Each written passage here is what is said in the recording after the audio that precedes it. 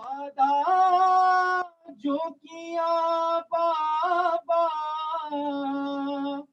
निभाने नहीं आए, वादा जो किया बाबा निभाने नहीं आए, बीमार पे किस बात पे, बीमार से किस बात पे मुंह फेर लिया है। बाबा मुझे दस्ती है ये तन्हाई वतन की, बाबा मुझे दस्ती है ये तन्हाई वतन की, ये घर की उदासी है, ये घर की उदासी है, तो फिर कब्र में क्या है। लौटाते घर शाम को होते ही परिंदे,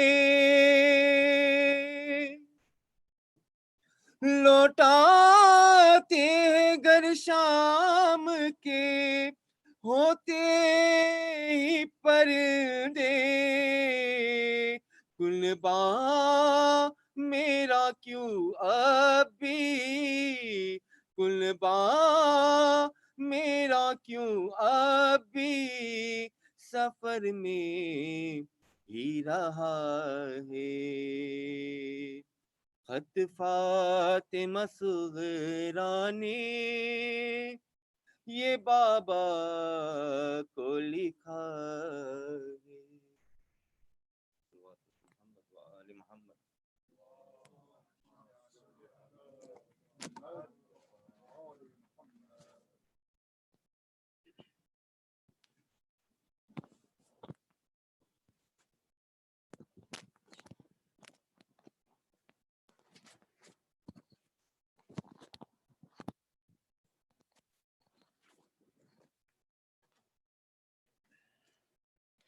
बर मोहम्मद व आली मोहम्मद सलवात।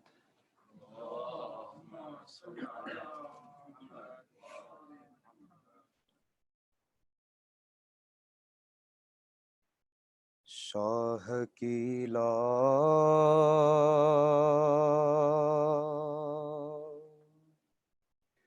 दिली जब कह दिए जिंदान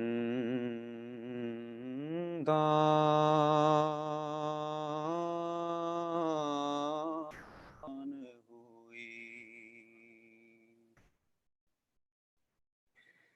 रोई घबराई बहुत और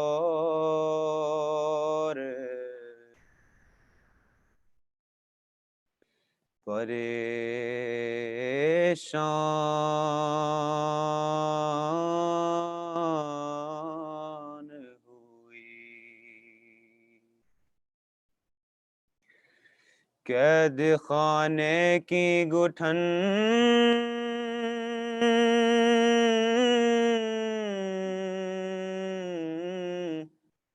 मौत का सामान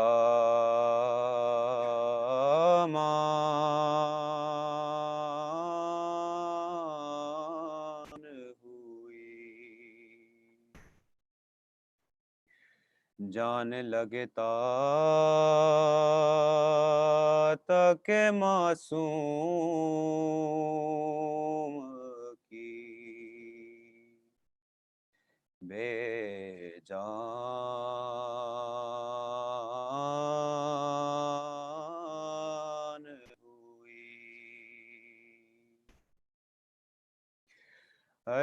लाश शबीर की मकतल में तरफ जाती थी, कैद खाने से जो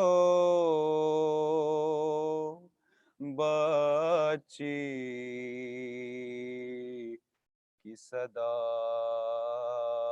थी।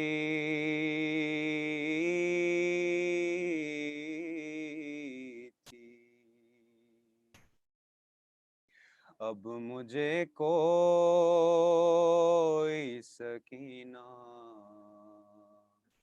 नहीं कहता बाबा, अब मुझे कोई सकीना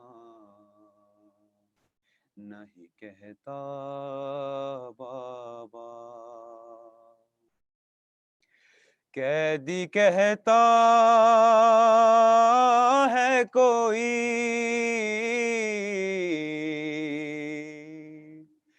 कैदी कहता है कोई, कोई यतीमा बाबा,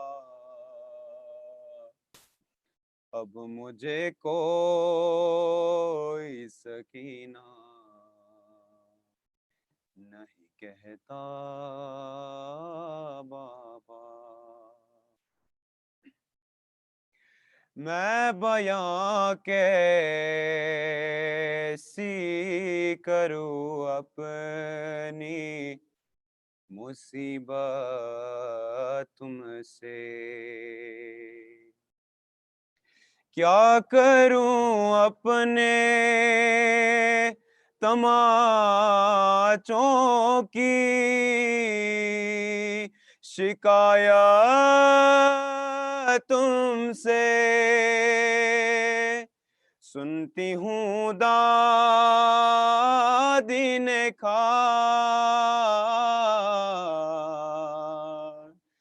सुनती हूँ दादी ने खा या तमाचा बाबा, अब मुझे कोई सकीना नहीं कहता बाबा। नील रुख सारों पे बीनाई भी जिसकी कम हो, उम्र हो 4 बरस और कमर में कम हो, आपने किए क्या, आपने किए क्या ऐसी ज़ईफ़ा बाबा, है अब मुझे कोई सकीना नहीं कहता बाबा। खून बेशीर से अंदाज़ा किया था मैंने, आपका चेहरा तो पहचान लिया था मैंने, आप पहचानोगे कैसे मेरा चेहरा बाबा, अब मुझे कोई सकीना नहीं कहता बाबा। उस घड़ी ढूंढ रही थी मैं चचा जान का सर, कैसे बतलाऊंगे क्या गुजरी तेरी बेटी पर। हाय मुझको जालिम ने कनीज, हाय मुझको जालिम ने कनीजी में जो मांगा बाबा। अब मुझे कोई सकीना नहीं कहता बाबा। कैदी कहता है कोई, कैदी कहता है कोई, कोई यतीमा बाबा।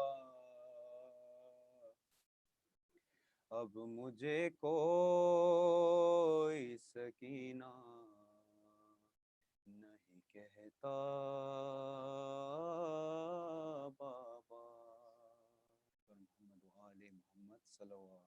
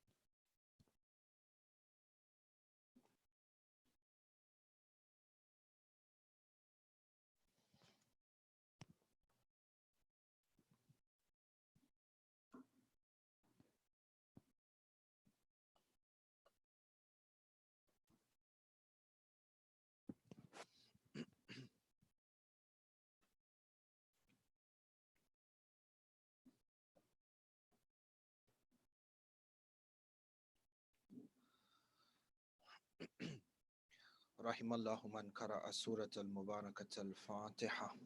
Bismillah.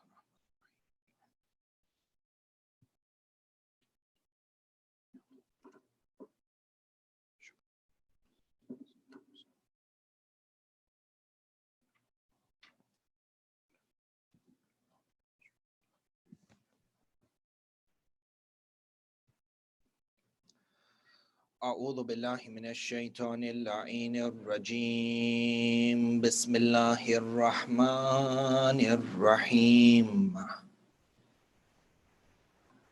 الحمد لله بارئ الخلائق الأجمعين، باعث الأنبياء والمرسلين، ثم الصلاة والسلام على أشرف الأنبياء حبيب قلوبنا وشفيع ذنوبنا أبي القاسم محمد. اللهم صل على محمد وآل محمد. ثم الصلاة والسلام على أهل بيته الطيبين الطاهرين المعصومين المظلومين، لا سيما ولي الله الحجة ابن الحسن صاحب الأمر والزمان. اللهم صل على محمد وآل محمد وعجل فرجه. روحي وأرواح العالمين له الفداء، ولعنة الله على أعدائهم أجمعين من الأولين والآخرين إلى قيام يوم الدين. صلى الله عليك يا مولاي يا أبا عبد الله، صلى الله عليك يا مولاي يا أبا عبد الله، يا رحمة الله الواسعة ويا باب نجاة الأمة،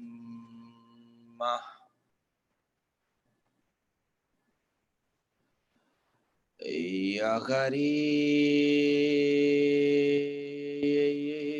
الغرباء،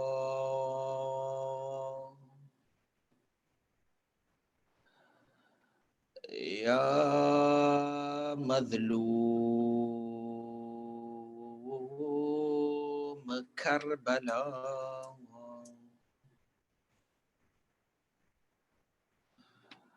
السلام على من جعل الله الشفاء في تربته، السلام على من الإجابة تحت قبته،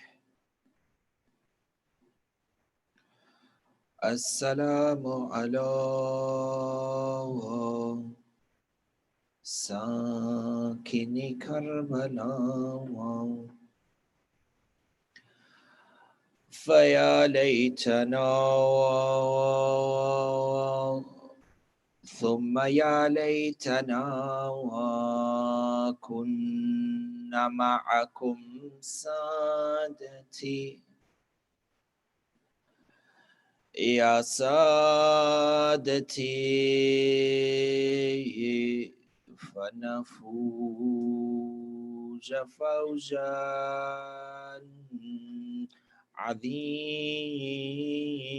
عظيما. أما بعد، قال الله تعالى في محكم كتابه الحكيم: بسم الله الرحمن الرحيم، وجعلناهم أئمة يهدون بأمرنا وأوحينا إليهم فعل الخيرات وإقام الصلاة وإيتاء الزكاة وكانوا لنا عابدين. صدق الله العلي العظيم وآمنا به. زينوا مجالسكم بذكر محمد وآل محمد. اللهم صل على Muhammad wa ali Muhammad wa ajil farja. A second of your loudest salawat to hasten the reappearance of Maulana Sahib al-Amri wa Zaman. Allahumma salli ala Muhammad wa ali Muhammad wa ajil farja.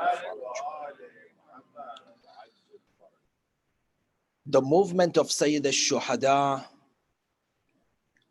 and the grand sacrifice that then becomes this eternal doorway for guidance is not an event that happened accidentally. It is important for us to be able to understand and to analyze Karbala from an aqa'id perspective. For many times, if not in all times, our analysis of history, if is not accompanied by the right belief system, يعني through a right aqidah, our understanding and interpretation of tariq and history in itself can be distorted to a great extent. And you notice that this is imperative when it comes to understanding the revolution of Sayyid al-Shuhada. For Imam al-Hussein didn't happen to leave Medina by chance and didn't happen to end up in Karbala by chance as a result of him having to leave Mecca by chance, move towards Kufa by chance, and then end up in Karbala. Nothing of this was coincidental.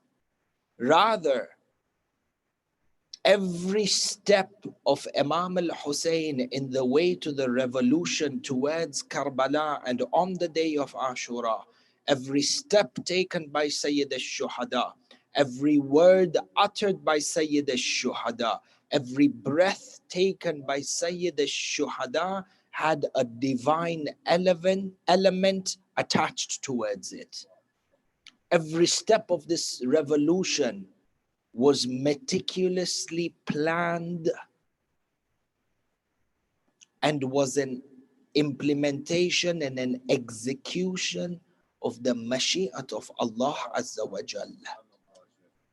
For every step taken by Sayyid al-Shuhada, this decision-making process, if we can have the jur'ah to say that when it comes to a Ma'soom Imam, but every decision made by the Imam is a decision that is connected with the Arsh of Allah subhanahu wa ta'ala and the manifestation of the ilm of Allah Azza wa Jalla through the actions and the movements of Sayyid al-Shuhada.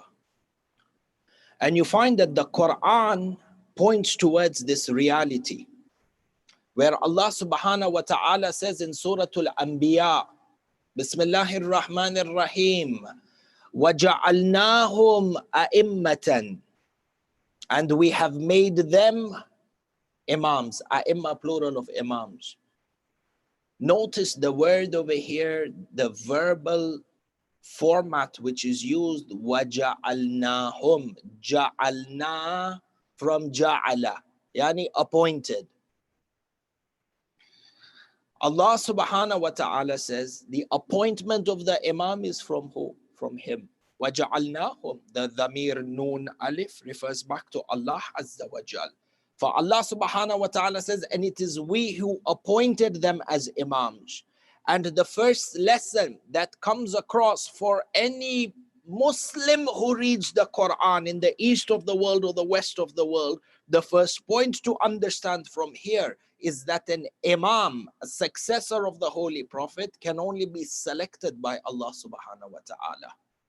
And hence we go back to history and we see after Rasulullah, who was the one that was appointed? And is it as per the Quran permissible? As per the Quran, is it valid and legitimate for a group of people to come together in a so-called election and vote a representative of God in power or no? The Quran is that one masdar of guidance that no two Muslims will separate or no two Muslims will disagree in its hujjiyah. For notice the verse of the Quran, وَجَعَلْنَاهُمْ أَئِمَّةً. Number one, appointment of an imam by Allah subhanahu wa ta'ala. And these are points of tadabbur, where a person uses the Quran to solidify his i'tiqad and his aqidah. Studying books of Usuluddin is good, and perhaps being able to prove concepts of imama and tawheed from what the classical ulama say, burhan naqli and burhan aqli, yani depending on the aql, good. But what is core and more important is to be able to deduce the core aspects of your belief from the Quran. وَجَعَلْنَاهُمْ أَئِمَّةً. Number one, appointment from Allah. Ba'ad. What is the sifat? What are the distinctive qualities of these imams who are appointed by Allah subhanahu wa ta'ala? Bismillahir Rahmanir Rahim. وَجَعَلْنَاهُمْ أَئِمَّةً. To continue the verse. وَجَعَلْنَاهُمْ أَئِمَّةً يَهْدُونَ بِأَمْرِنَا. Ajib. We have appointed them imams who provide guidance through our command. the hidayah that comes forward, the guidance that comes forward from a ma'asum imam, every statement of guidance uttered by an imam is an inspired command from Allah subhanahu wa ta'ala. Refer back to Surah Al-Anbiya. وَجَعَلْنَاهُمْ أَئِمَّةً يَهْدُونَ بِأَمْرِنَا. Hidayah from the Ma'asum Imam, bi-amrina, as per the command of Allah subhanahu wa ta'ala. It's not a single action, not a single word from a Ma'asum Imam unless it is a command from Allah subhanahu wa ta'ala. Hidayah upon the command of Allah. Yahdun is the verbal tense. One derivative of this is hidayah. Tie it back to Sayyid al-Shuhada. Inna al-Husayn misbahul huda. The lantern of guidance. Command from Allah subhanahu wa ta'ala. Therefore, if we are able to understand from the very first verse of the Quran, and this verse in particular for Surah Al-Anbiya, we finish it just by way of ishara and come back to our point, is particular to Sayyid al-Shuhada. وَجَعَلْنَاهُمْ أَئِمَّةً. Imam al-Husayn appointed an imam by Allah subhanahu wa ta'ala. وَجَعَلْنَاهُمْ أَئِمَّةً يَهْدُونَ بِأَمْرِنَا. Everything that Imam al-Husayn did in Karbala was as per the command of Allah subhanahu wa ta'ala. وَأَوْحَيْنَا إِلَيْهِمْ. Allah subhanahu wa ta'ala says, وَأَوْحَيْنَا إِلَيْهِمْ. We descend revelation upon the imams. Imams receive wahi from Allah Azza wa Jal. And there are categories of wahi. Wahi that comes to a nabi, wahi that comes to a wali from the awliya, and then there is wahi that comes to an imam. And all these distinctions of wahi are within the Quran in itself. If Allah gives us an opportunity, inshallah, shall have a bahath on the different categories of wahi from within the Quran. Because one of the accusations that are made against the Shia is that they engage in acts of ghulu because they say that the imams receive revelation, and revelation is restricted to the anbiya. Ghalat. This is a wrong belief. Even the Quran negates this belief. Wahi is not restricted to the holy prophets. This is a bahath on its own. In any case, وَأَوْحَيْنَا إِلَيْهِمْ. And we inspired them and we revealed the wahi upon them. Towards which path? وَأَوْحَيْنَا إِلَيْهِمْ فِعْلَ الْخَيْرَاتِ. فِعْلَ الْخَيْرَاتِ, to engage in the best and most virtuous of deeds. Goodness in its entirety is manifest through the Imam. فِعْلَ الْخَيْرَاتِ وَإِقَامَ الصَّلَاةِ وَإِيتَاءَ الزَّكَاةِ. Allah subhanahu wa ta'ala says, the core responsibilities of the Imam through our command and our guidance, through our command and our revelation, is that they provide guidance, they uphold the salat, and they uphold the zakat. We inspire them, we reveal wahi upon them in order to execute these two acts. And when it comes to the ziyarah of Sayyid al-Shuhada, what do you say? Ashhadu annaka akamta salat wa atayta zakat. Over here, you are attesting to the execution of the role of Imamate, which Allah has outlined within the Quran. Shufu, even when the Imam is speaking in the ziyarah and teaching us to address Sayyid al-Shuhada, how it is connected to verses of the Holy Quran. In any case, we come back to our discussion. The Ma'asum Imam, as per this verse of the Quran, does not perform any act except that it is a command from Allah subhanahu wa ta'ala. Yahduna bi amrina.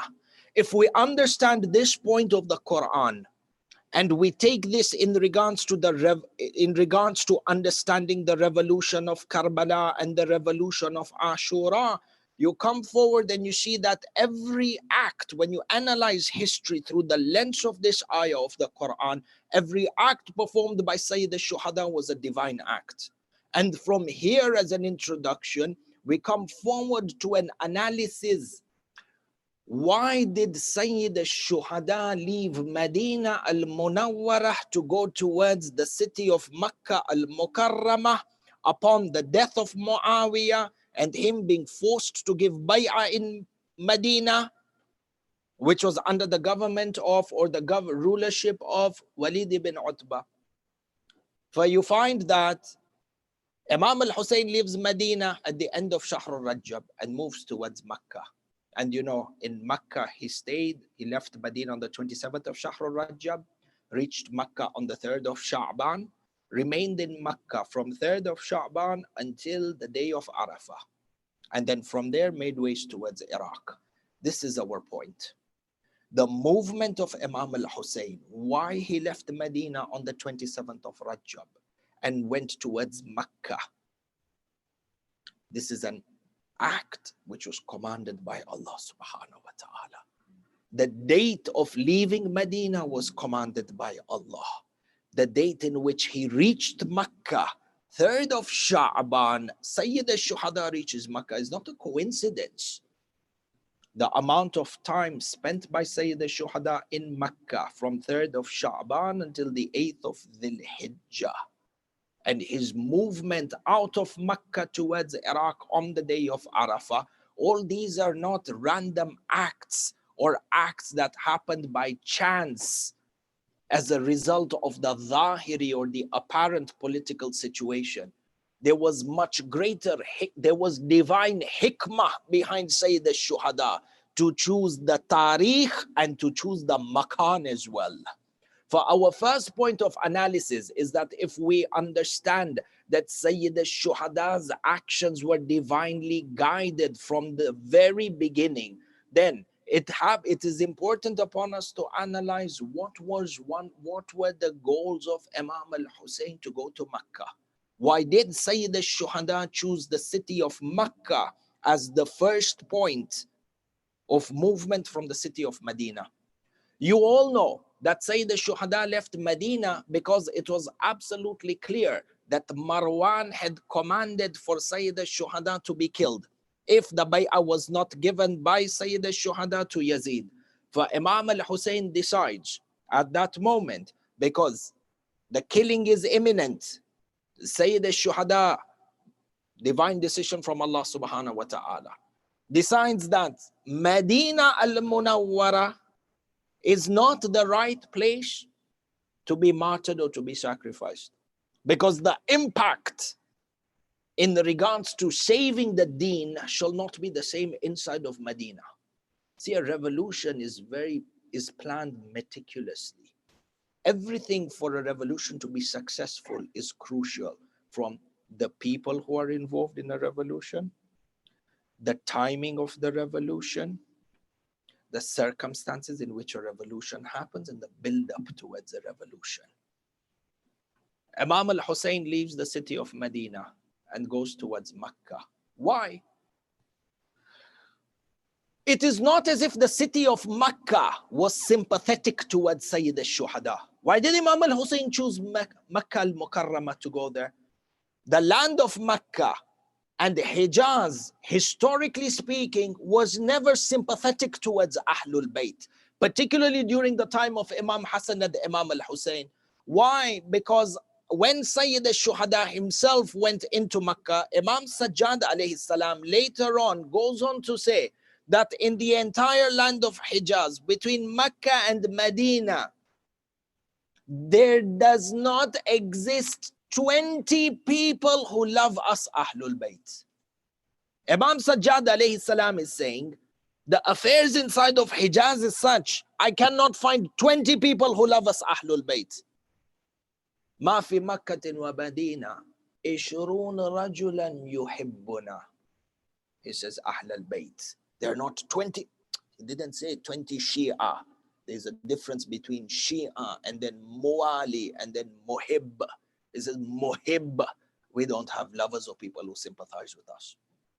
For Sayyid al-Shuhada is leaving Medina, which is the center of Bani Umayyah, in the sense that you have the likes of Walid and Marwan who are ruling over the city of Medina, and Imam al-Hussein moves towards the city of Mecca, which is no lesser in terms of their hatred towards Sayyid al-Shuhada. In fact, Mecca at that time as a city, there was no other city within the Islamic land outside of Sham that bore as much hatred towards Sayyid al-Shuhada. Why? Because the residents of Mecca were now from either the remainder or the lineage of those people from the tribes of Quraysh, whose blood had been shed at the hands of Amir al-Mu'mineen in the battle of Badr, Uhud, Khaybar and Khandaq.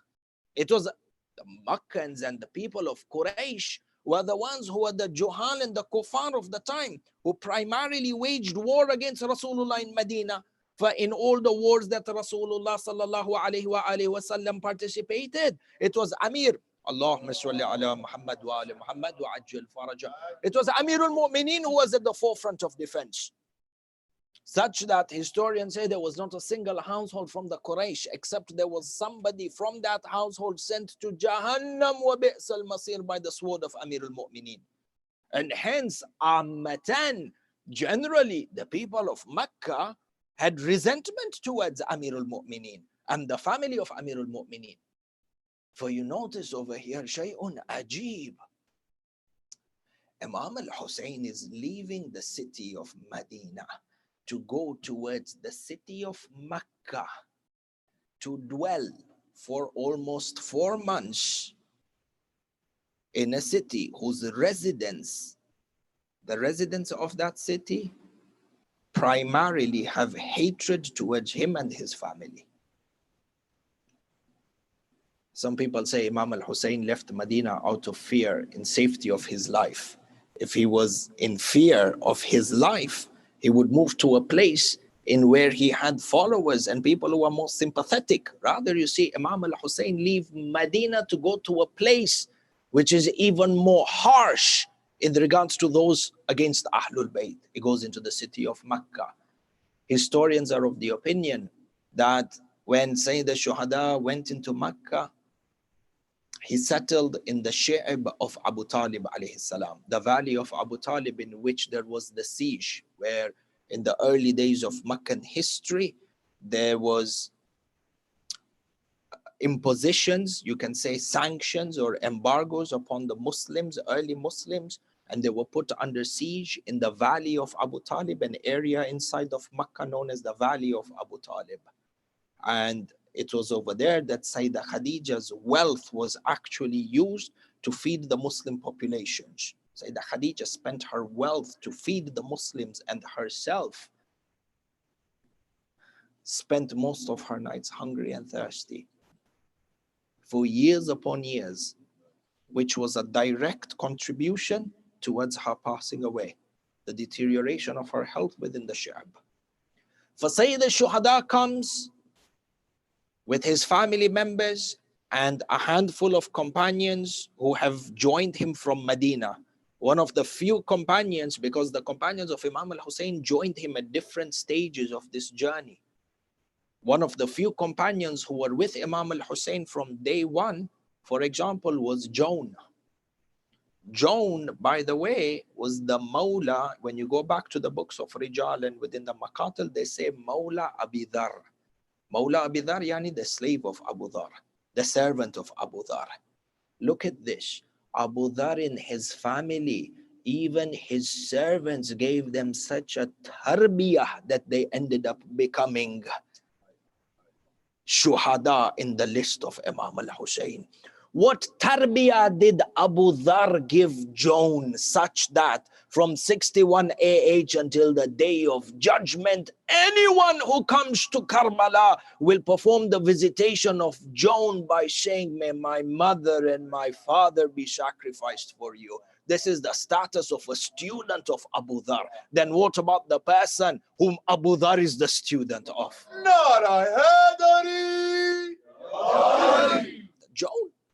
Joan, Batal, Azim, the age of 90, they say in Karbala. He was at the age of 90. The age was such that when he went into the battlefield, he was one of the last companions to become Shaheed. And Bain al-Qawsayn, Salamu ala al-Joan and Salam ala Abu Dhar, who participated in Karbala through his servant Joan. Joan, they say 90 years of age. When he went into the battlefield, he tied a cloth around his back what we would say in this day and age, the belt that you wear around your back for back pain or to keep your spine straight, tie cloth. You see, even many times, even till today, you'll find something similar to this. Inshallah, Allah gives us the opportunity to walk from Najaf to Karbala. Many times you see people who are walking towards Karbala, from the elderly people, khasatan from the villages, you see they have these cloths tied around their back to keep their back straight because of their age. Joan was like that when he went into the battlefield. He tied a cloth around his back to keep his back straight. Maqtal says he had to tie another cloth over his forehead to keep his eyebrows from falling down, because at an elderly age, you see elderly people, sometimes they don't trim the eyebrows. The length of the eyebrow over here is to show you the greatness of his age. But as on 90 years of age, sometimes you look at an elderly person who has maybe low sugar. Allah protect all our elders from every sort of su and bala. Have you seen an elderly person who has diabetes or low sugar level? Have you seen how weak they become? To walk from here to there is difficult. Joan at the age of 90, 3 days, no food, no water. But when he went into the battlefield, he was like a raging lion. That power came from where? That physical strength is a side effect of the strength of the aqidah that lies in the heart. This is why the aqidah and the love of Imam al-Hussein allows you to transcend the limitations within your body. This is one of the biggest lessons we have taken from Karbala. In any case, Sayyid al-Shuhada comes to Medina, Sheikh Abi Talib alayhi salam, together with his family members and few companions who joined him from Medina, the likes of Joan. Tayyib, for the question is, why did Imam al-Hussein go to the city of Makkah al-Mukarramah knowing that majority of the residents within the city have hatred towards him and towards his family? Keeping in mind the verse of the Quran, we are able to understand that when Imam al-Hussein reached the city of Makkah in the month of Sha'ban, you notice that the months of Shahrul Rajab and the months of Shahrul Sha'ban, including the month of Shahrul Ramadan, these 3 months are historically known to be from amongst the months within a calendar where it is absolutely mustahab to perform Umrah. And Umrah as an act of spirituality, even though its thawab is great, within every month in a year, these 3 months, the Umrah Rajabiyya and the Umrah Sha'baniyya and the Umrah or Tawaf around the house of Allah in a state of Sawm in the month of Shahrul Ramadan has the highest level of rewards. And this historically, you will find that from the time of Rasulullah, people within the Muslim lands from every corner would flock towards Makkah al-Mukarramah during these 3 months in order to participate in the thawab of this Umrah al-Mufrada. For Imam al-Hussein's decision to go to Makkah al-Mukarramah was a strategic decision for him to be in the city of Makkah during the most, you could say, peak times of Umrah, when people from all over the Muslim world are coming, such that the announcement to his revolution would get maximum exposure. He was not there for the Makkans per se. His crowd or his target audience, as we say, was people from far and beyond the Hijaz. During the time of Imam al-Hussein, Bani Umayyah, when they usurped their leadership, the Muslim lands stretched to present-day 50 countries. So you can imagine people from these 50 different countries, as far as Afghanistan, as far as from Africa, Egypt and Tunisia and Algeria, all of them congregating towards the city of Makkah. And as they come to perform their Umrah, they see the grandson of Rasulullah by the Kaaba, by the Hajar al-Aswad, day in, day out, inviting people towards his wilayah and the wilayah of his father, and announcing his rejection of the leadership of Bani Umayyah. And these 4 months spent by Imam al-Hussein in the city of Mecca then played a great role and paved the way for Imam Sajjad alayhi salam to come and establish his imamate and the imamate of Imam al-Baqir and Sadiq later on. Because the following years, when the same Mu'tamirin, the people of Umrah, or the same Hujjaj, the following year and the years later, when they came back to Makkah al-Mukarramah, looking for Sayyid al-Shuhada, where is that grandson of Rasulullah that we had met last year or the years before? And it became apparent that he has been martyred. This began to cause awareness within the Ummah. Even those people who came from different lands who didn't join Imam al-Hussein, when they went back to their respective homelands and they were asked about their experience of Hajj or their experience of Umrah, the first thing they would say in their homelands is that in addition to the Kaaba, we met the grandson of Rasulullah.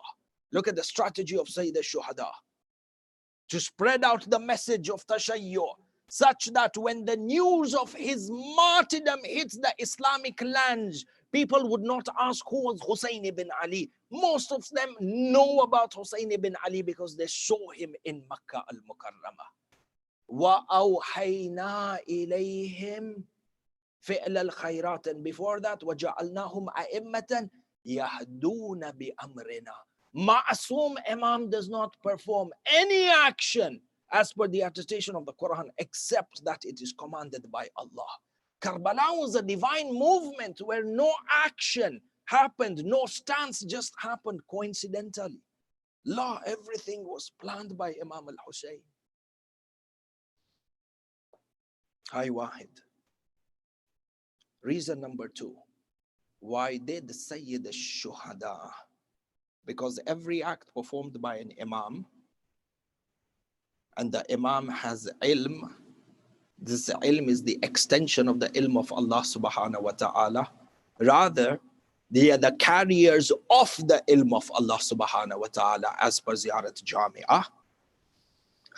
Every action has multiple facets of wisdom attached to it.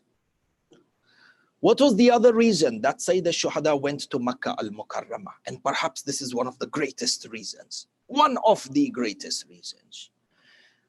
Imam al-Hussein spent 4 months in the city of Makkah, within Masjid al-Haram, within the proximity of the Kaaba, announcing his revolution and inviting the people towards the wilayah of Al Muhammad during the months of Umrah and the months of Hajj. Because you know the months of Hajj start from Shawwal.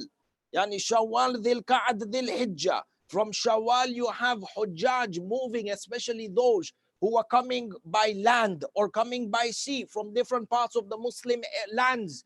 From the time of Shawwal they are moving into Makkah al-Mukarramah. Imam al-Hussein decides to be in this blessed place at this blessed time to announce his revolution, invite people towards his wilayah and the wilayah of his father Amirul Mu'mineen, and to reject the power or reject the authority of Bani Umayyah. Do you know why? The Kaaba is what? Ahibbai. The Kaaba is that one ultimate symbol of Tawheed. For Imam al-Hussein chooses a location which is the symbol of Tawheed to announce his revolution and to call people towards his wilayah, as if to show the people, not as if, 100% to show the people that my revolution and my wilayah and the wilayah of my father is to call people towards the true Tawheed, number 1. Number 2, my wilayah and the wilayah of Amir al-Mu'mineen cannot cannot be separated from Tawheed. Because it cannot be separated from Tawheed, the call towards Karbala, the call towards Wilayah must be from the core symbol of Tawheed, because these two cannot be separated. Dalil for this is where? Every claim has to have dalil. شوفوا أحبائي حديث الشريف by Sayyid al-Shuhada himself, Aba Abdullah salawatullahi wa salamuhu alayhi.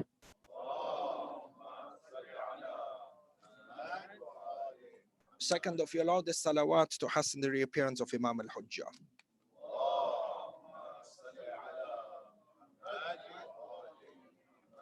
Hadith al-Sharif by Sayyid al-Shuhada. This is found in the book Ilal al-Shara'i'. It says, خرج الحسين بن علي ذات اليوم, the Rawi says, على أصحابه. Imam al-Hussein came out towards his companions. And he said to them, بعد الحمد لله عز وجل والصلاة على محمد ورسوله. After praising Allah subhanahu wa ta'ala and after sending salawat upon Rasulullah, Imam al-Hussein began a khutbah. Ya ayyuhan nas, inna Allah, wallah, Imam al-Hussein takes a qasam, inna Allah, wallah ma khalaqal ibad illa liya'rifuh.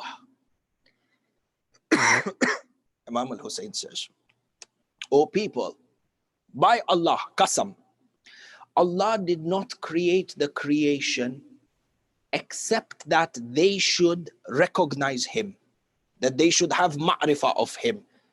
Illa liya'rifuh. Allah created us so that we could have ma'rifah of Allah Azza wa Jal. Look at what the Imam says. فَإِذَا عَرَفُوهُ عَبَدُوهُ. For indeed, if the people seek ma'rifah of Allah, they will end up worshipping Allah subhanahu wa ta'ala. This is in line with the verse of the Quran. Bismillah ar-Rahman ar-Rahim. وَمَا خَلَقْتُ الْجِنَّ وَالْإِنسَ إِلَّا لِيَعْبُدُونَ. Ibadah, worshipping Allah, is contingent upon ma'rifah of Allah. You cannot worship Allah if you don't have ma'rifah of Allah. Otherwise, you will be worshipping a pigment of, or a fragment of your imagination, a creation of your imagination, or even worse, a creation of somebody else's imagination. Sahih Lola. So he says, ma'rifah is the core foundation. Based on ma'rifah, you worship Allah. And then look what somebody asks. فَقَالَ لَهُ رَجُلٌ. Somebody from his companions asks him, بِأَبِي أَنْتَ وَأُمِّي يَبْنَ رَسُولِ اللَّهِ. And from the style of the question, we understand that this person was a lover of Imam al-Hussein. Because before he asks the question, look at the adab of speaking to the Imam and the adab of asking the Imam a question. He didn't jump straight away and ask the question. Before he asked the question, he said, بِأَبِي أَنْتَ وَأُمِّي. May my mother and my father be sacrificed for you. Let me establish my humbleness and my loyalty in front of you before I even ask you a question. Within this, there are great guidelines for adab and akhlaq of ziyarat as well. Before I go to the dari and I ask for hajat, بِأَبِي أَنْتَ وَأُمِّي. بِأَبِي أَنْتَ وَأُمِّي يَبْنَ رَسُولِ اللَّهِ مَا مَعْرِفَةُ اللَّهِ. The companion asks Sayyid al-Shuhada, Ya Aba Abdullah, what is the ma'rifah of Allah? شوفوا أحبائي, this hadith al-Sharif is mentioned by Sheikh Saduq in his book Ilal al-Shara'i'. There's absolutely no doubt in the sanad of the hadith. In fact, the sanad has no i'tibar, keeping in mind that the matan of the hadith is in line with Quranic principles, but that's on ilm al-hadith perspective. In any case, the person asks, Ya Aba Abdullah, what is the ma'rifah of Allah? Because our entire purpose of existence now is contingent upon ma'rifah. How do we find the ma'rifah? What is ma'rifah of Allah? Look at the answer of Sayyid al-Shuhada. فقال عليه السلام, yani Imam al-Hussein says, معرفة أهل كل زمان إمامهم الذي يجب عليه طاعته. Sayyid al-Shuhada says, Ma'rifah of Allah subhanahu wa ta'ala is your recognition of the Imam Zaman of your time, whose obedience is wajib upon you. Imam al-Hussein ties the concept of Tawheed and Wilayah together as two inseparable institutions. Ma'rifah of Allah, which is the cornerstone of Tawheed. Imam al-Hussein, when he's asked to define it, he says it is the embodiment of your obedience towards Muhammad wa ali Muhammad.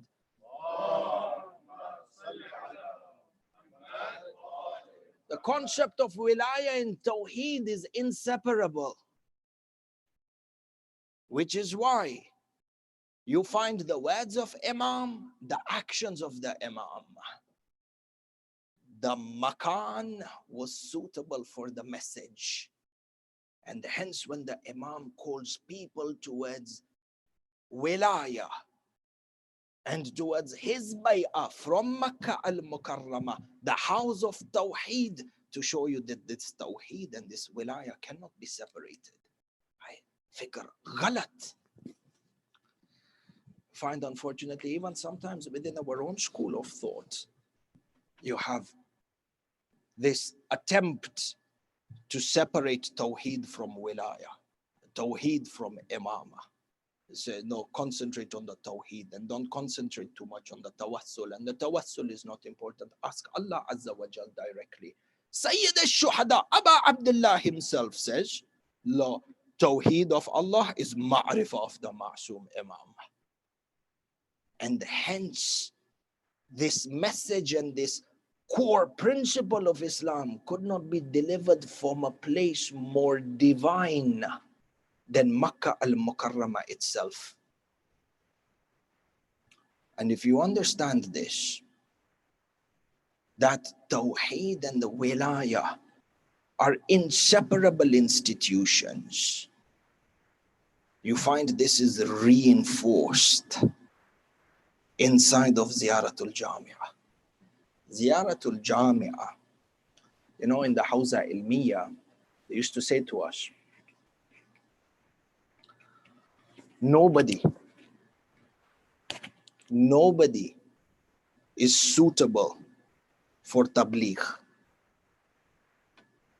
be it as a scholar, mu'ammam, be it as a speaker, be it as anyone who just feels, I want to do something for my religion, which is good. People who want to do something for their religion on social media, through websites, through internet, through TV, through videos, through anything.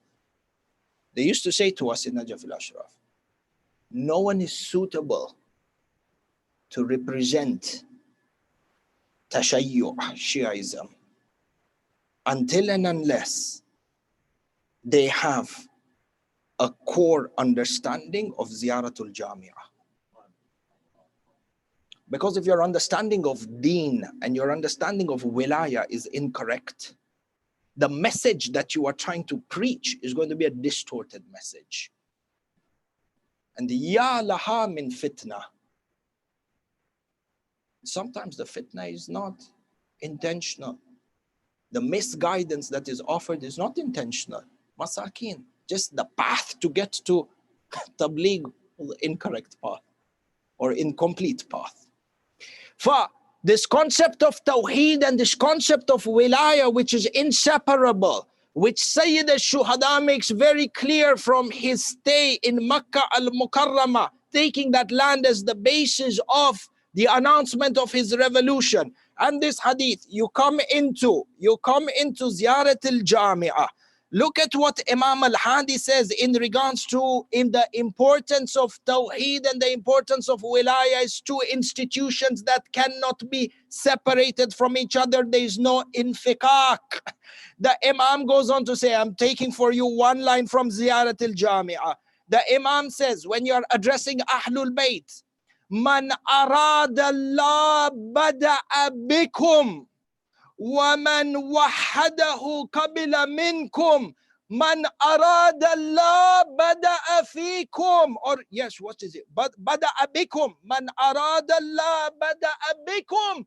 The one who is seeking Allah subhanahu wa ta'ala, the one who is seeking and searching for true monotheism will start with you, Ya Muhammad wa Ali Muhammad. If you are seeking the true oneness of Allah, the true Tawheed of Allah, the starting point of this Tawheed is the Wilayah of Mawlana Amir al-Mu'mineen Ali ibn Abi Talib.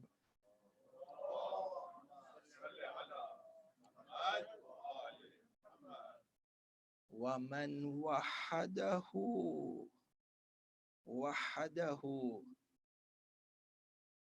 the one who doesn't want to fall into polytheism. وَمَنْ وَحَدَهُ قَبِلَ مِنْكُمْ. Wahada, Tawheed, the one who believes in monotheism and does not want to become a polytheist, accepts the words of guidance from you. Meaning what? If any word of a Ma'soom Imam is rejected, its direct implication is the rejection of the oneness of Allah. See, our deen is much more deeper, especially Tawheed. You know, sometimes we tend to think Tawheed means, numerically speaking, Allah is one. And numerically speaking, if you say Allah is two, that is shirk, law, or that is polytheism, law. Tawheed is much more greater than that. This one grand Lord that you believe in, He has vested His entire authority in this Ma'soom Imam. For to accept the words of this Imam, to accept the commands of this Imam, to submit yourself to the guidance of this Imam, is to accept that grand authority that emanates from that one. And when you reject the authority of this Ma'soom Imam, you reject the authority of that grand Lord who is one. And to reject the authority of the grand one is to negate the greatness of that one. Hence it is polytheism. If we understand this, Ahibai,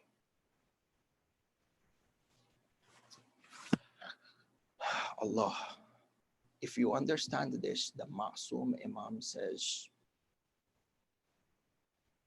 Nafasil Mahmoom,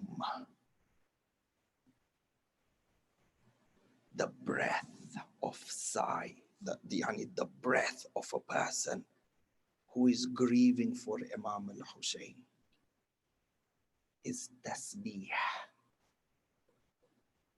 When you reject this hadith of Allah, keep in mind Ziyarat al-Jami'ah, the person rejects this hadith. In essence, what has he done? He's rejected the oneness of Allah.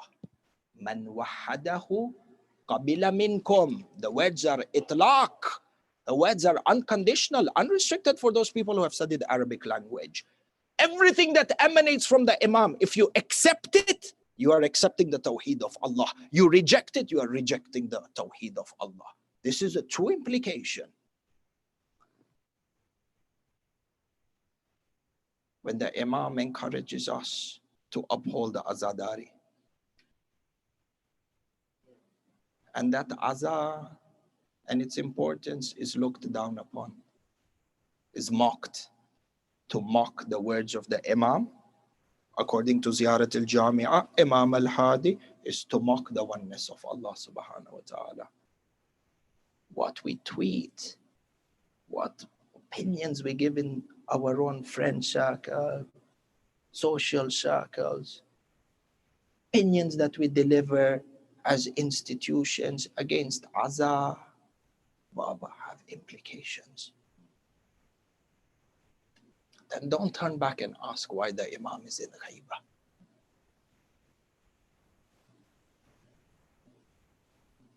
when the Rasulullah says, Inna liqatlil Husayn hararatan fi qulubil mu'minin. There's a burning rage and a burning heat. Man qabila min, man wahadakhu qabila minkum. Rasulullah is included within the Ma'sumin, lest we forget. The Rasulullah says, have a burning hate for Imam al-Husayn.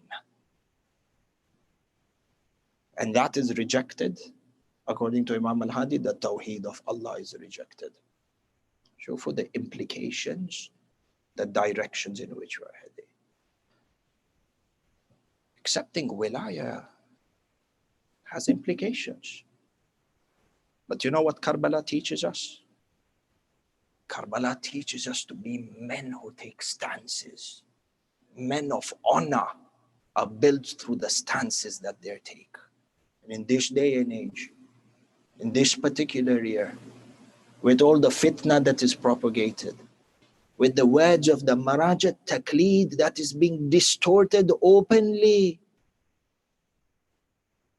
it's the men who take stances.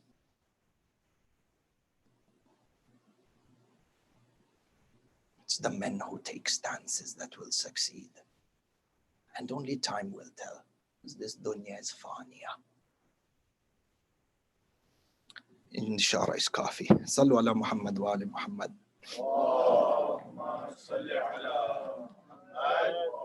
فسيد الشهداء in Makkah al-Mukarramah, and this is a juz'a from the juz'a of the ocean of Tawheed that Sayyid al-Shuhada spread from the land of Makkah for a period of 4 months.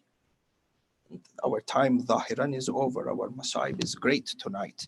But the idea was to continue in regards of, if we understand this, you see, this is why every Imam went forward to hold the Azah inside of Makkah, and khasatan Imam al-Baqir alayhi salam. If you understand the stance of Imam al-Husayn and the hadith of Imam al-Husayn and the ensuing ziyarat al-Jamia that emanates from Imam al-Hadi, you begin now to understand why Imam al-Baqir on his deathbed commanded Imam Sadiq to hold the Azah for him in the land of Mina for 10 years. Why Mina?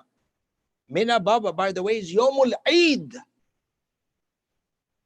Imam al-Baqir commanded Imam al-Sadiq alayhi salam, Raji'u, return back to the books of Tariq and the books of Seerah of Imam al-Baqir alayhi salam. You will not find any two Shia historians who disagree or dispute this fact, that Imam al-Baqir's dying wishes was for his son, Imam al-Sadiq, to organize his azah, weeping and eulogies, in the land of Mina for a period of 10 years. Land of Mina. Which Hujjaj are in the land of Mina? Mina, they are there, Yawmul Eid. Why Yawmul Eid are we weeping for the Ma'soom Imam? Again, Yawmul Eid. Look at the word Yawmul Eid, which is a derivative of Aud. Aud, which means return back. Return back meaning to who? Returning back to Allah. On the day where your Hajj is completed and the acceptance of Hajj denotes you returning back to Allah. Imam al-Baqir said that journey of returning back to Allah cannot be complete without my Azadari.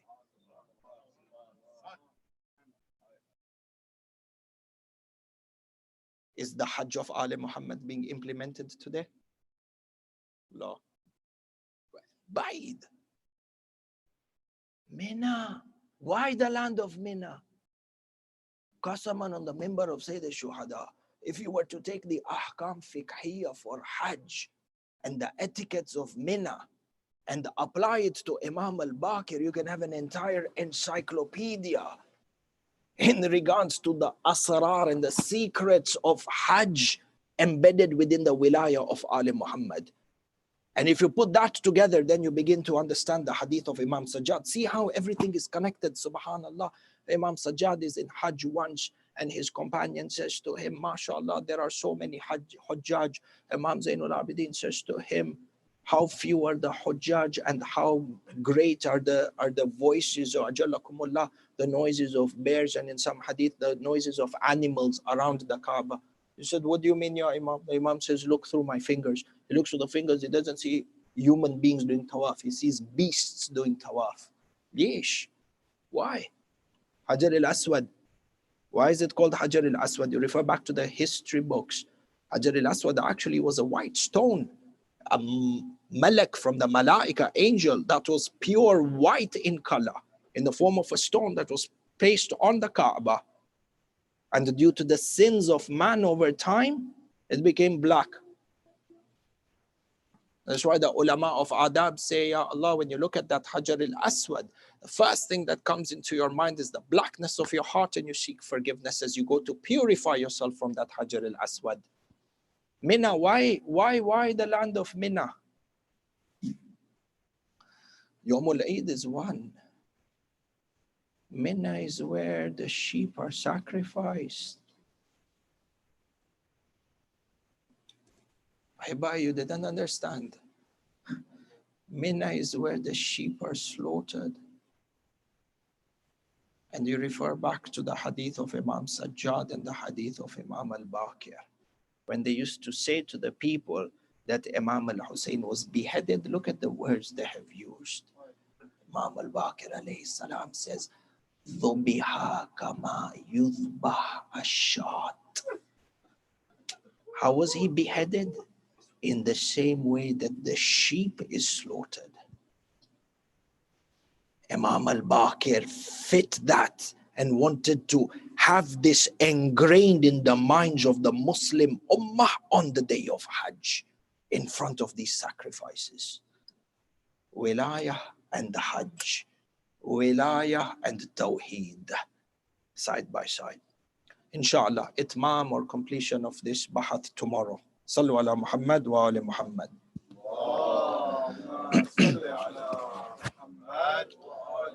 Ahibba'i,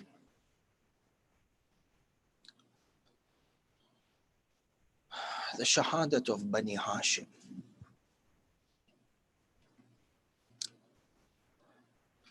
And from the shahadat of Bani Hashim, today we want to pay tribute to Sayyidah al-Masa'ib. And for a moment in this Masa'ib for tonight, Shabab, let your hearts go to the land of Sham. Your bodies might be here, but with the eyes of your heart, you are able to see the Darbar Sham, and with the ears of your heart, you can hear the women weeping and crying as they are brought inside as slaves. And it is as if you can feel the pain of Sayyidah Ruqayya from underneath that dhari. And your heart takes you to the haram of Sayyidah Zainab al-Kubra, Ummul Masa'ib. And you ask yourself when you stand at the doorstep of Sayyidah Zainab al-Kubra, Mawlati. Not only Mawlati, Ummul Mu'mineen.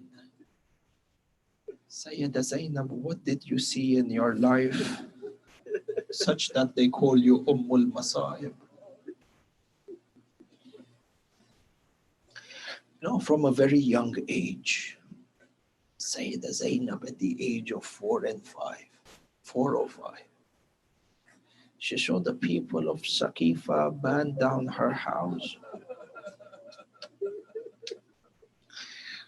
And from that very young age, do you know all the Imams? She was around Amir al-Mu'mineen, she was around Imam Hassan, she was around Imam al-Hussein, she was around Imam Sajjad. Number 5, Imam al-Baqir. Imam al-Baqir was young. She was primarily around these 4 Imams. Every one of these Imams went above and beyond to protect Sayyidah Zainab and to comfort Sayyidah Zainab. Today, this Masaib, this entire Masaib is Ishara because you are mu'minin, mu'minat, you understand from this Ishara. Sayyidah Zainab had an exceptionally soft heart, like her mother Sayyidah Zahra. And every one of the Imams, they took it as their personal responsibility to comfort and protect Zainab alayhi salam. Which is why the hadith tell us that when the La'in entered the house and he slapped Sayyidat Nisa'il,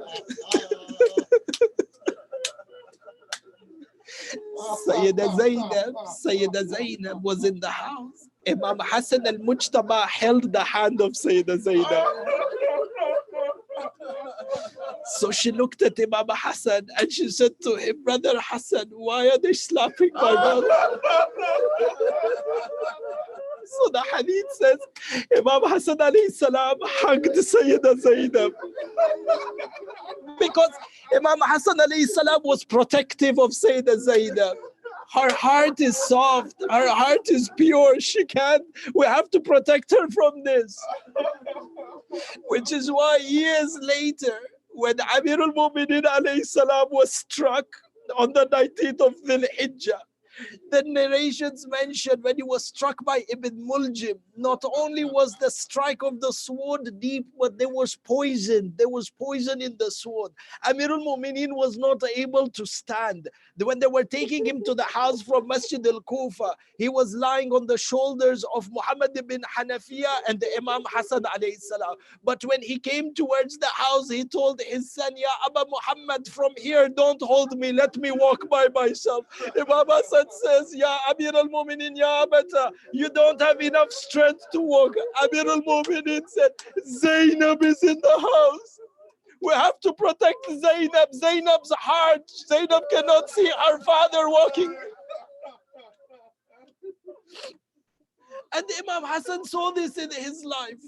Which is why when Imam Hassan alayhi salam was vomiting pieces of his liver into a tasht on his inside, on his deathbed, Imam al-Hussein is by the side. When Sayyidah Zainab was coming in, Imam Hassan says to Abu Abdullah, Ya Abu Abdullah, hide the tasht. Why ya Abu Muhammad? He says, Zainab is at the door. She'll not be able to see. But what did Zainab see in Karbala? Allah. Today we're here to give our condolences to Sayyidah Zainab.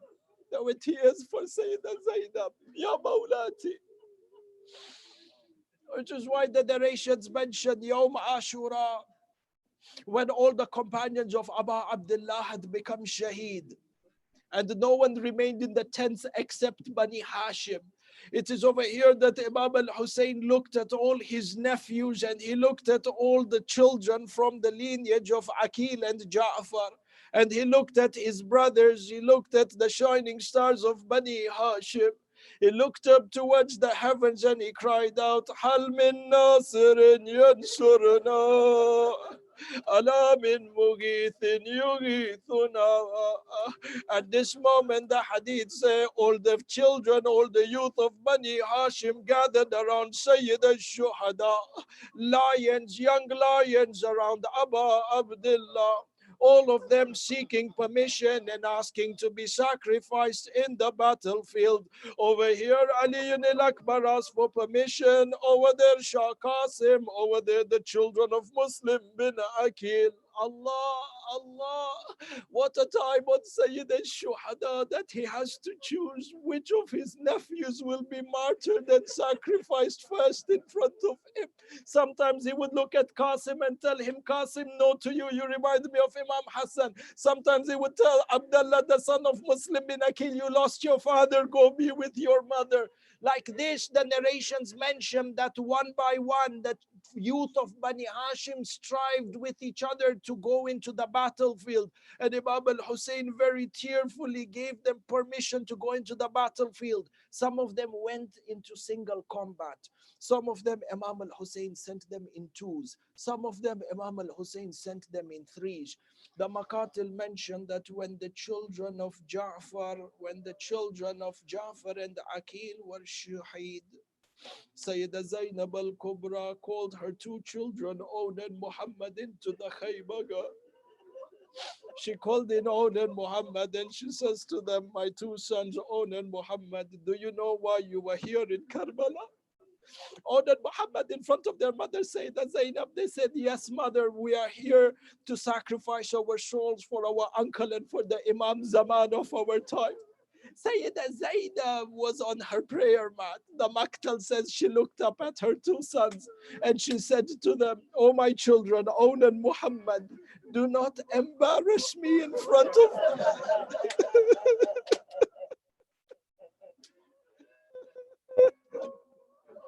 He says, do not embarrass me in front of my mother Fatima Zahra. Allah said, why? Sayyida Zainab says, do not make me embarrassed in front of my mother Fatima Zahra, such that she says, Zainab, you preferred your son over my son.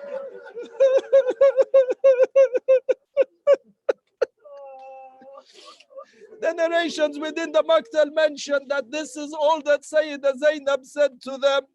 This is all that Sayyida Zainab said to them. The owner Muhammad go back towards Imam al-Hussein. They ask permission from Abu Abdullah to go into the khayba, to go into the Maidan. The narrations mention Imam al-Hussein looked at them. He kissed them on the forehead. He got them ready to go into war. Own and Muhammad, as they were going into the battlefield, as they were riding their horses into the battlefield, the Maktal mentions Imam al-Hussein looked towards the khaymaga to see if Zainab is looking at them. Zainab is not to be seen.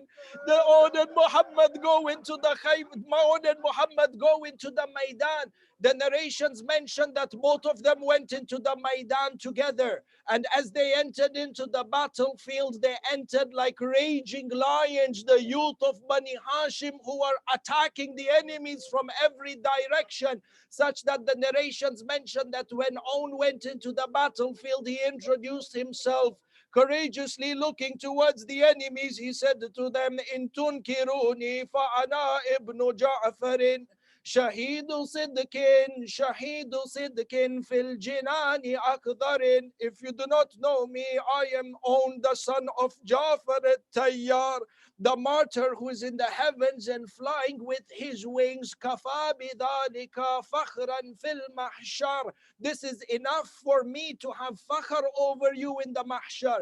The narrations mention that Own and Muhammad went into the Maidan together and began to ferociously attack the kuffar, dispatching them from the right and dispatching them to the wing. Own and Muhammad were fighting side by side. The narrations mention Imam al-Hujjah in Ziyarat al-Nahiya sends salam on Muhammad. There is two of them, Own and Muhammad.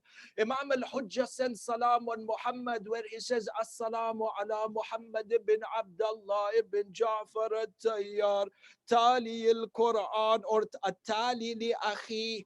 Well, Imam al-Hujjah says, Salam on Muhammad ibn Abdullah ibn Ja'far, who followed his brother in the battlefield, and he's made his body a shield for his brother. Allahu Akbar. Yani, this mentions, in the Maqatil it is mentioned, when Own and Muhammad were fighting together, all the kuffar concentrated their efforts and their attack on Own. So when they began to attack Own from every direction, Muhammad came to protect his brother Own with his own body. The body of Muhammad became a shield for Own. The Maktal mentioned somebody stabbed him with a spear, somebody stabbed him with a sword, another one with a dagger, but Muhammad was protecting his brother Own. The kuffar were not able to separate them. The Maktal mentions they continued to fight until they went into the heart of the Maidan, inseparable. Muhammad protecting Own from the right, Own protecting Muhammad for the left. They kept hinging forward towards the Furat. At this moment, Umar ibn Sa'ad cried out, if there is any hope for us, then separate these two brothers from each other. The army concentrated their attack on Muhammad from one direction, and and attack on On from another direction, separating between the two brothers. Allah, the narrations mention that when they attacked On, two la'ins came forward, and both of them with two swords at the same time struck On the head. Ya Allah, On fell down to the ground crying, Wa Muhammad! Assalamu alayka ya Aba Abdullah. When Muhammad saw that his brother has fallen, he continued to perform the jihad on the other side of the Maidan. They surrounded him to an extent. The Maktal mentions Allah struck Muhammad with a sword on the head. The strike was so intense. Muhammad fell down to the ground without saying salam to Abu Abdullah. The strike was such, his ruh had left his body before he fell. Allah, ya Shi'at ala Muhammad. Allah, ya Shi'at ala Muhammad. The bodies of On and Muhammad were brought back towards the Khaymaga. This is the final sentence of the Masa'ib. Ya Ahibba'i. You know, when any one of the bodies of Bani Hashim was brought back towards the Khaymaga, the first person to receive the bodies of the Shuhada was Sayyida Zainab al-Kubra.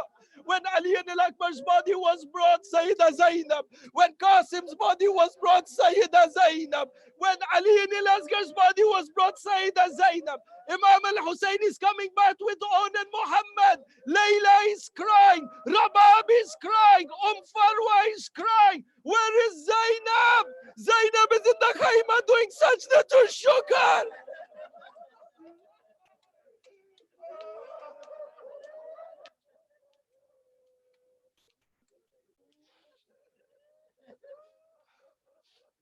Mata Maun, Mata Muhammad.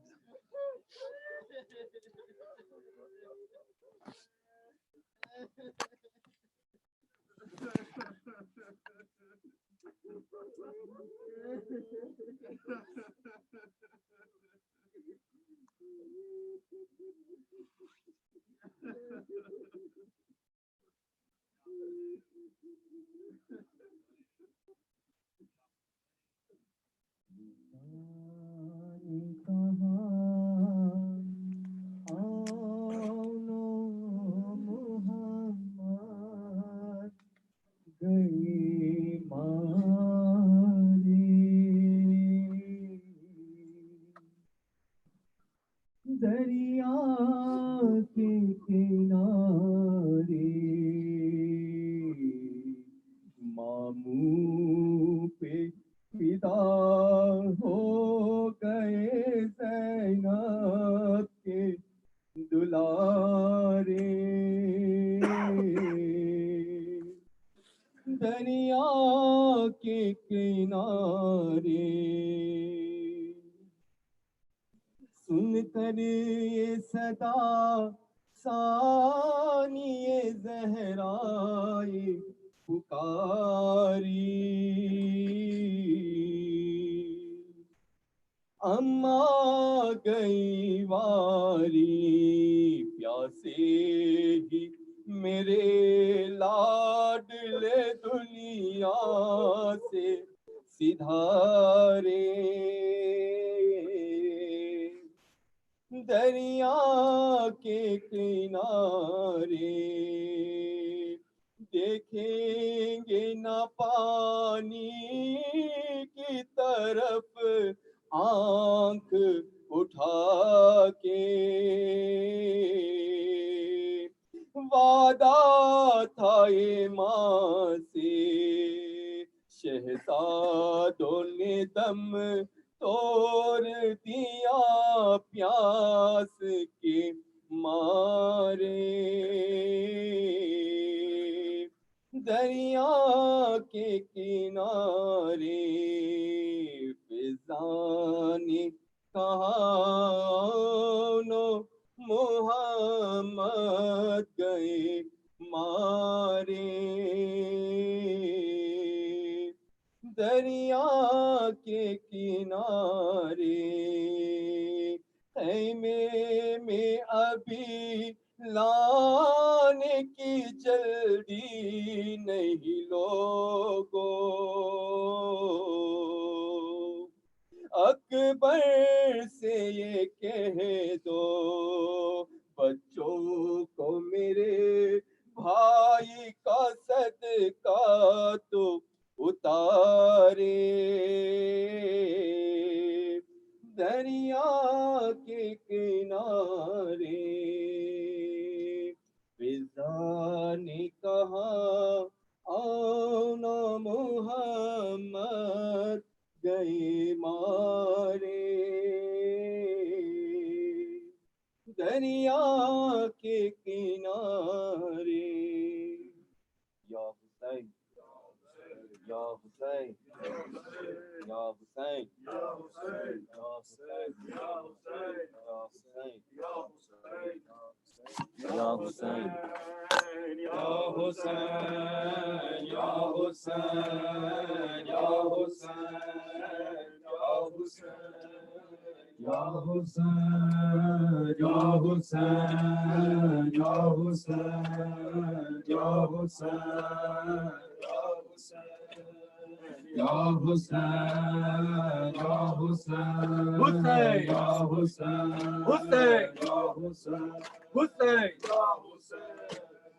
Hussain Hussain या हुसैन या हुसैन या हुसैन या हुसैन हुसैन या हुसैन या हुसैन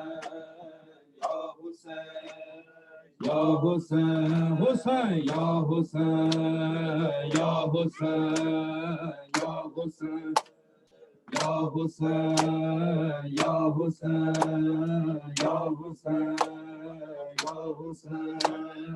या हुसैन हुसैन या हुसैन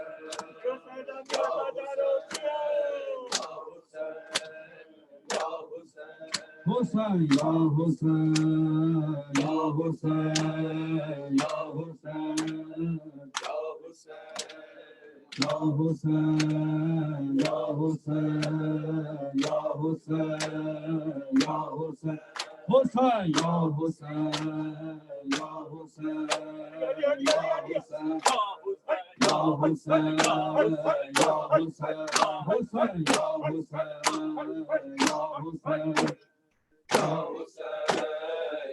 हुसैन या हुसैन या हुसैन या हुसैन मन सामन मनहारी अकबर तू ना मन सामन मनहारी अकबर तू नारे मन सामन मनहारी अकबर तू नारो मन सामन मनहारी अकबर तू नारो मन सामन मनहारी अकबर तू नारो मन सामन मनहारी अकबर तू नारो सदके मारी अकबर तू नारो मन दामन मनहारी अकबर तू नारो मन दामन मनहारी अकबर तू नारो मन दामन मनहारी अकबर तू नारो मन दामन मनहारी अकबर तू नारो सदके मारी अकबर तू नारो अकबर तू नारो मन दामन मनहारी अकबर तू नारो मन दामन मनहारी अकबर तू नारो मन दामन मनहारी अकबर तू नारो मन दामन मनहारी अकबर तू नारो हीरा बेरा दाबाज बिरावा के हीरा बेरा दाबाज बिरावा के तेरे प्यारे अकबर तू नारो मन मनता मन मनहारी अकबर तो नायो मनता मन मनहारी अकबर तो नायो मनता मन मनहारी अकबर तो नायो मनता मन मनहारी अकबर तो नायो जीना मेरा दाबाद मेरा वाके जीना मेरा दाबाद मेरा वाके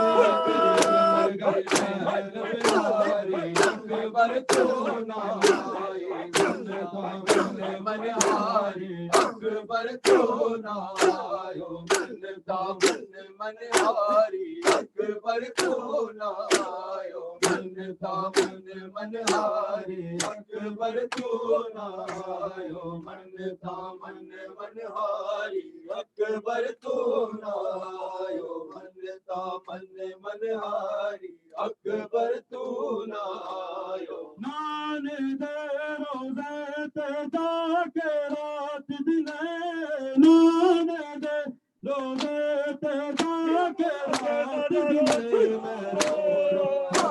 गुजारी अकबर तो नायो मनता मन मनहारी अकबर तो नायो मन सदके मेवारी अकबर तो नायो मन सदके मेवारी अकबर तो नायो मनता मन मनहारी अकबर तो नायो मनता मन मनहारी अकबर तो नायो मनता मन मनहारी अकबर तो नायो नान दे रोज़े ते जाके रात दिने नान दे रोज़े ते जाके रात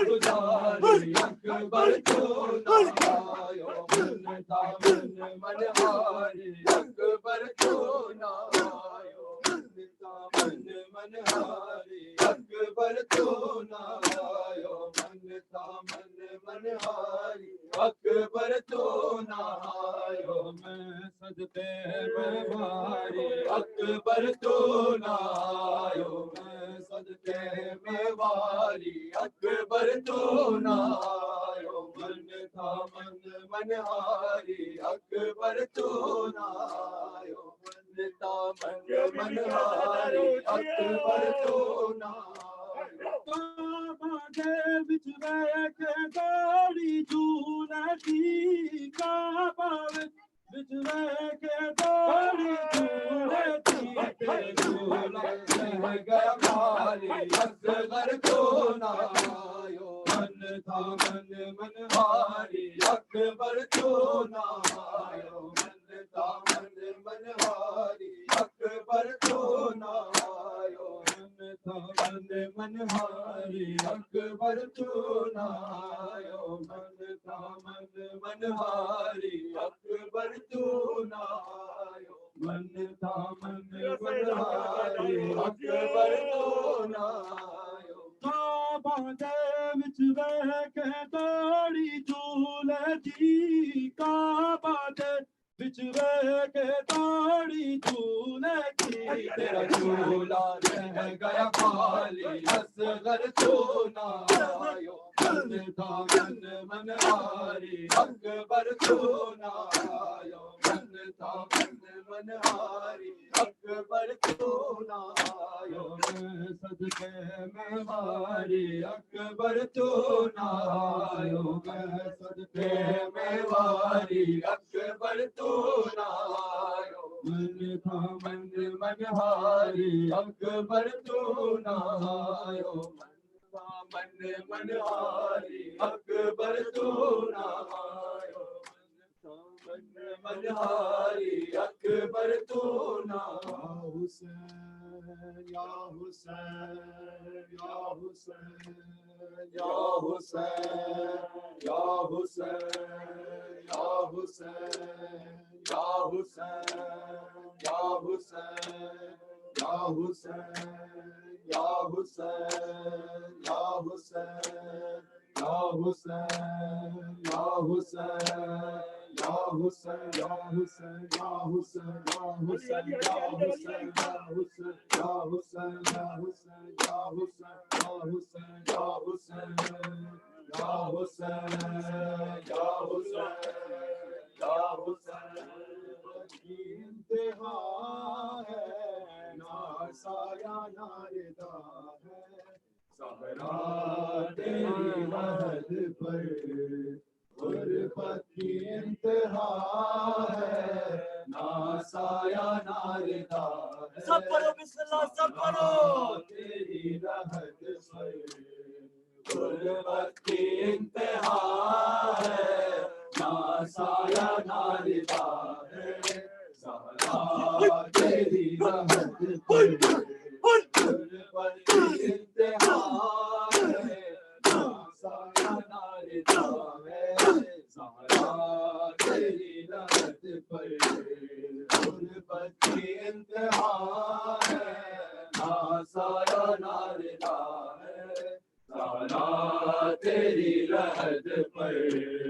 चंद पत्थरों ने मिलकर महरो मालिक दिया है चंद पत्थरों ने मिलकर महरो मालिक दिया है सहारा तेरी रहत पर गुरबत की इंतहा है ना साया ना रिदा है सहारा तेरी रहत पर गुरबत की इंतहा है ना साया ना रिदा है सहारा तेरी रहत पर चंद पत्थरों ने मिलकर महरो मालिक दिया है चंद पत्थरों ने मिलकर महरो मालिक दिया है सहारा तेरी रहत पर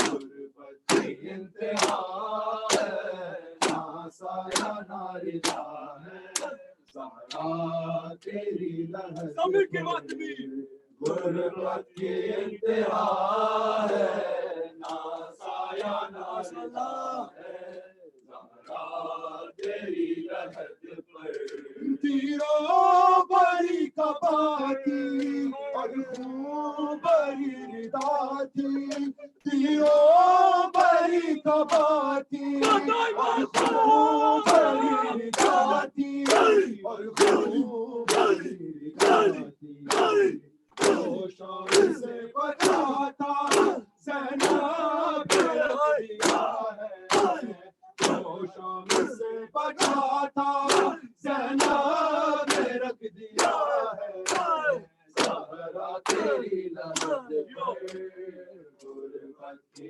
इंतहा है ना साया ना रिदा है सहरा तेरी रहत पर माशाअल्लाह गुरबत की इंतहा है ना साया ना रिदा है सहरा तेरी रहत पर गुरबत की इंतहा है ना साया ना रिदा है सहरा तेरी रहत पर चंद पत्थरों ने मिलकर महरो मालिक दिया है चंद पत्थरों ने मिलकर महरो मालिक दिया है सहारा तेरी रहत पर गुरबत की इंतहा है ना साया ना रिदा है सहारा तेरी रहत पर दो पैर चल रहे हैं में चल रहे हैं दो पैर चल रहे हैं चल रहे हैं तस्वीर करबला की कोई बना रहा है तस्वीर करबला की कोई बना रहा है सहारा तेरी रहत पर गुरबत की इंतहा है ना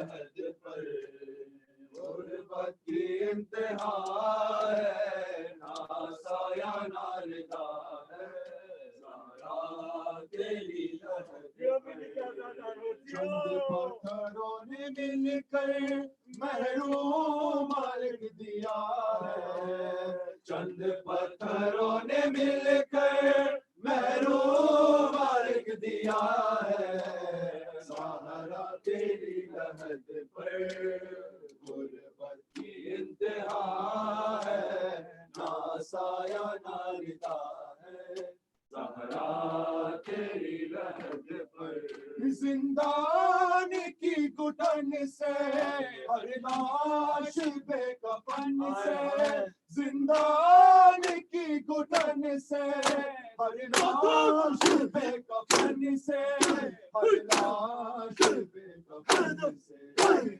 आबिद ने जो संभाला वो आंसू गिर पड़ा है आबिद ने जो संभाला वो आंसू गिर पड़ा है सारा तेरी लहद पर गुरबत की इंतहा है ना साया ना रिदा है सहारा तेरी लहद पर गुरबत की इंतहा है ना साया ना रिदा है सहारा तेरी लहद पर सुन के हवा भी रोई खुद के बाला भी रोई सुन के हवा भी रोई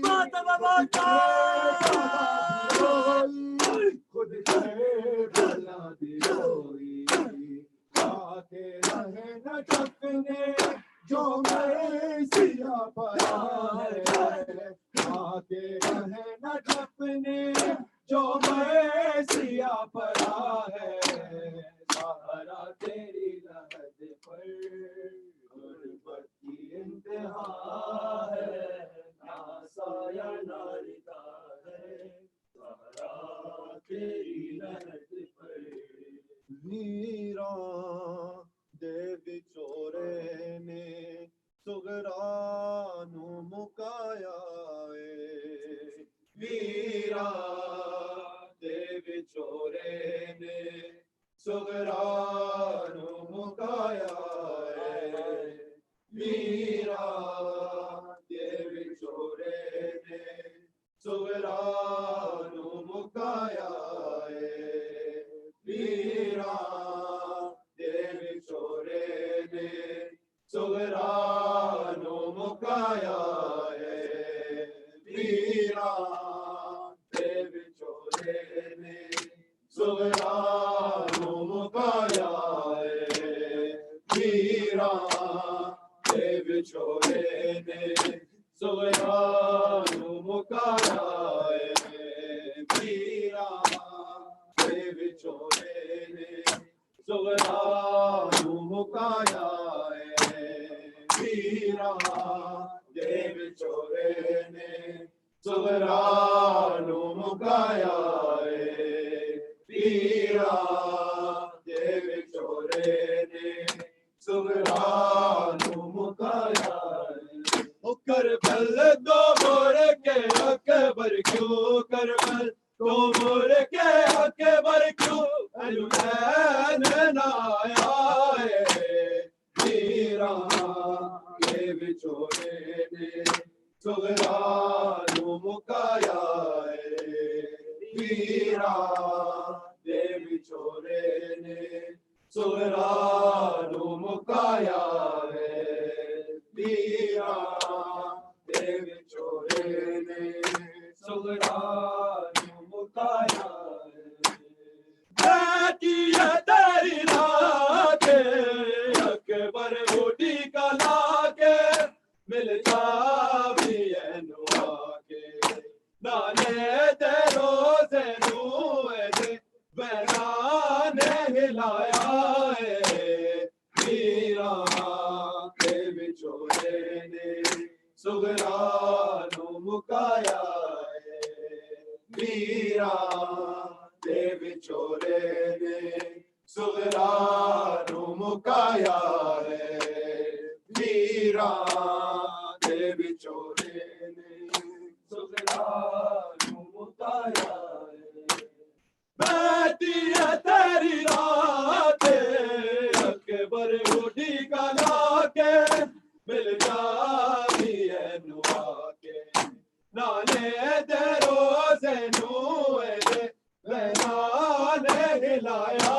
है वीरा दे विचोले ने सुगरा मुकाया है वीरा दे विचोले ने सुगरा मुकाया है वीरा दे विचोले ने सुगरा मुकाया है सब बीबियां नु चाचा बाजी सवार कीता मैनू ने शुमार कीता बाबे ने क्यों मैनू वीरन मामल तो लाया है वीरा दे विचोले ने सुगरा मुकाया है वीरा दे विचोले ने सुगरा मुकाया है वीरा दे विचोले ने सुगरा मुकाया है करबल तो मोर के अकबर क्यों करबल तो मोर के अकबर क्यों अनुलैन नाया है वीरा दे विचोले ने सुगरा मुकाया है वीरा दे विचोले ने सुगरा मुकाया है दर जवान अकबर जदों खाके परचे देखे अरशाद नबी अकलिया मजलूम हुसैन ने कर के जद जीता सुनाया है वीरा दे विचोले ने सुगरा मुकाया है वीरा दे विचोले ने सुगरा मुकाया है वीरा दे विचोले ने सुगरा मुकाया है दर जवान अकबर जदों खाके परचे देखे अरशाद नबी अकलिया मजलूम हुसैन ने कर के जद जीता सुनाया है वीरा दे विचोले ने सुगरा मुकाया है वीरा दे विचोले ने सुगरा मुकाया है वीरा दे विचोले ने सुगरा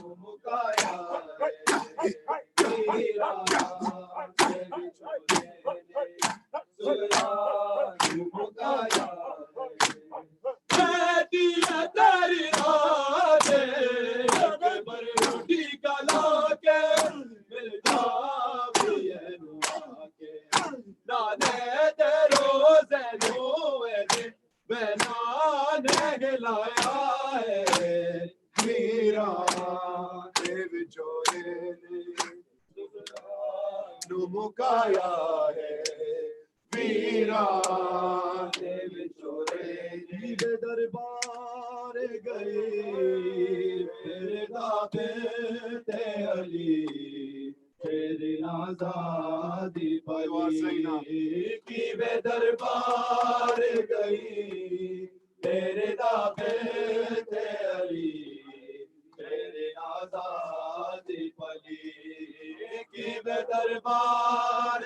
गई तेरे दाते ते अली तेरी आजादी पली की वे दरबार गई मेरे दाबे ते अली हाय पाके हथ करिया जदा शाम से बाजार आई पाके के हथकड़ियां जदा शाम दे बाजार आई राती मजबूर ते बेचैन सितारा आई राती मजबूर ते बेचैन सितारा आई आके सजा दे कोई तेरे बाजार बली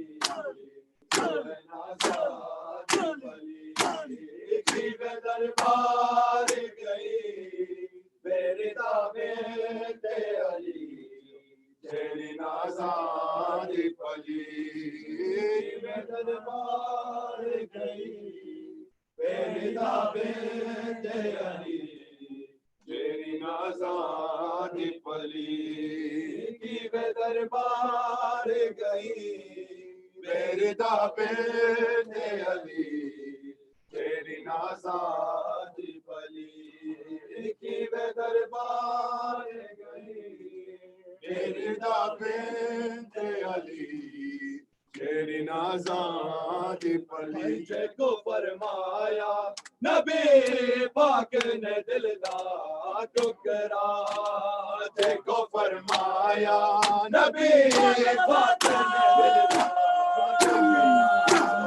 जाए अफसोस मेरी सैन तो हक नाम लिया जाए अफसोस मेरी सैन तो हक नाम लिया ओ जदा खान वली तेरे बाबे ते अली जाए नाज़ाद वली की वे दरबार गई मेरे दावे ते अली तेरी नाज़ाद पली की वे दरबार गई मारो मारना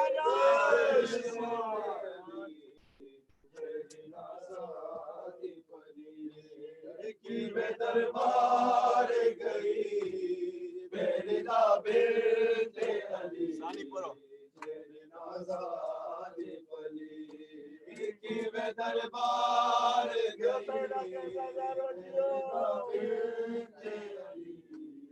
तेरी नाज़ाद पली की वे दरबार गई मेरे दावे ते अली तेरी नाज़ाद पली चादरा लुटिया तके मैं भी जलाए लोका चादरा लुटिया तके मैं भी जलाए लोका फातिमा जाया को बाजार बिकाए लोका फातिमा जाया को बाजार बिकाए लोका शहर ते शहर फिरी खुल गई आल नबी तेरे नाज़ाद पली की वे दरबार गई मेरे दावे ते अली तेरी नाज़ाद पली की वे दरबार गई मेरे दावे ते अली तेरी नाज़ाद पली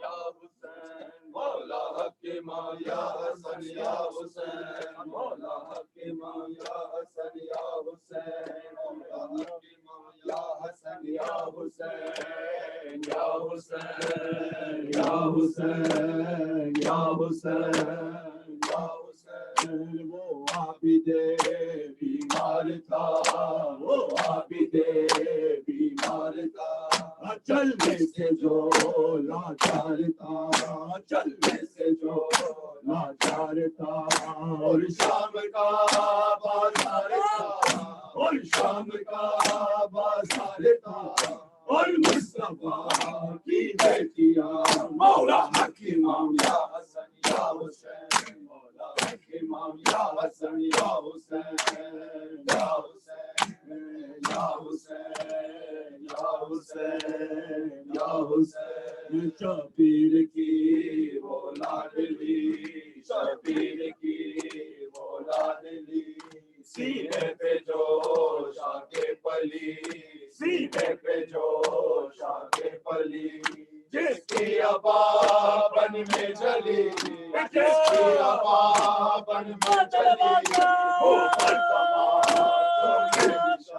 मौला हक इमाम या हसन या हुसैन, मौला हक इमाम या हसन या हुसैन, या हुसैन, या हुसैन, या हुसैन, या हुसैन, या हुसैन, या हुसैन। वो असगरे बेशीर था, वो असगरे बेशीर था, और हुरमला का तीर था, और हुरमला का तीर था। प्यासा गला क्यों कर कटा, प्यासा गला क्यों कर कटा, तरसी ज़मीन और आसमां, मौला हक इमाम या हसन या हुसैन, मौला हक इमाम या हसन या हुसैन, इमाम या हसन या हुसैन, या हुसैन। प्यासे गले खंजर चले, प्यासे गले खंजर चले, चादर चीनी में चले, चादर चीनी में चले, आपास के परचम तले, आपास के परचम तले, रोकर मौला हक इमाम या हसन या हुसैन, मौला हक इमाम या हसन या हुसैन, मौला हक इमाम या हसन या हुसैन, या हुसैन, या हुसैन, या हुसैन, या हुसैन, या हुसैन, या हुसैन, या हुसैन। मोहम्मद मोहम्मद सलवात।